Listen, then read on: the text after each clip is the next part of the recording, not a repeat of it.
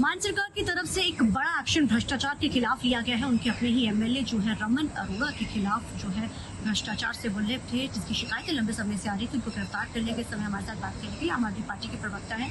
सिर्फ गिरफ्तारी हुई है आम आदमी पार्टी, हालांकि जब सरकार बनी थी सबसे पहले उन्होंने अपने ही मंत्री के खिलाफ भ्रष्टाचार के खिलाफ एक बड़ा एक्शन लिया था। सरकार को बने तकरीबन 3 साल से ऊपर का समय हो चुका है।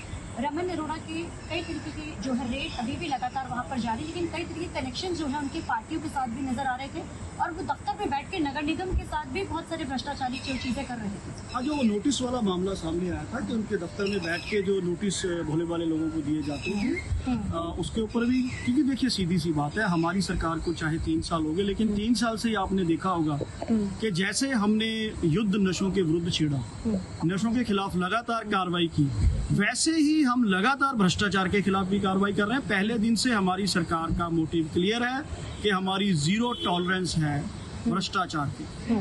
भ्रष्टाचार किसी का भी बर्दाश्त नहीं किया जाएगा, चाहे वो कोई हमारा हो, चाहे कोई बेगाना हो, चाहे कोई एमएलए हो, चाहे कोई मंत्री हो, चाहे कोई ऑफिसर हो। आपने देखा होगा कि हमने तो उन ऑफिसर्स के ऊपर भी कार्रवाई की जिनको पहली सरकारें पुष्टपनाही करती रही और वहां से सोने की ईंटें तक निकली हैं।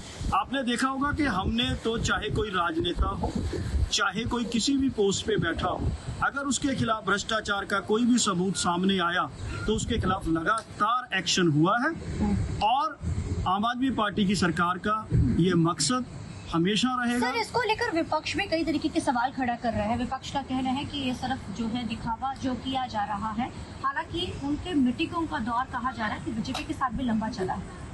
देखिए, बीजेपी के साथ उनकी मीटिंग हुई या नहीं हुई ये कभी कोई सामने नहीं आई बात। और दूसरी बात, आप पंजाब में बीजेपी को कहाँ गिन रहे हो? 1.5 तो एमएलए है, 2 एमएलए भी पूरे नहीं है उनके। तो सभी विपक्षी कह रहे हैं तो विपक्षी पार्टियों को तो जो पुष्टपनाही करती रही हैं भ्रष्टाचार का, उनको तो और कोई मुद्दा मिलता नहीं। पंजाब में उनके पास कोई मुद्दा है नहीं, तो ऐसी सगुफे छोड़ते रहते हैं। अब एक बात बताइए, एक तरफ 94 एमएलए हो और एक तरफ दो भी पूरे नहीं है, क्योंकि एक तो चुप ही बैठा रहता है, तो वो एमएलए के जाके संपर्क में कोई क्या करेगा? वो तो एक शोशेबाजी है, ड्रामेबाजी है विरोधी पार्टियों की, विपक्षी पार्टियों की, उसका इसके साथ कोई संबंध नहीं है। ये तो हमारी जीरो टॉलरेंस का मतलब। बड़े एक्शन होते नजर आएंगे अगर भ्रष्टाचार के खिलाफ कोई लिफ्ट होता है तो। बिल्कुल, कोई हो, किसी पोस्ट पे हो, कोई एमएलए हो, कोई एमएलए का परिवारिक मेंबर हो, कोई मंत्री हो, कोई ऑफिसर हो, हमारी सरकार बिल्कुल क्लियर है, बख्शा नहीं जाएगा।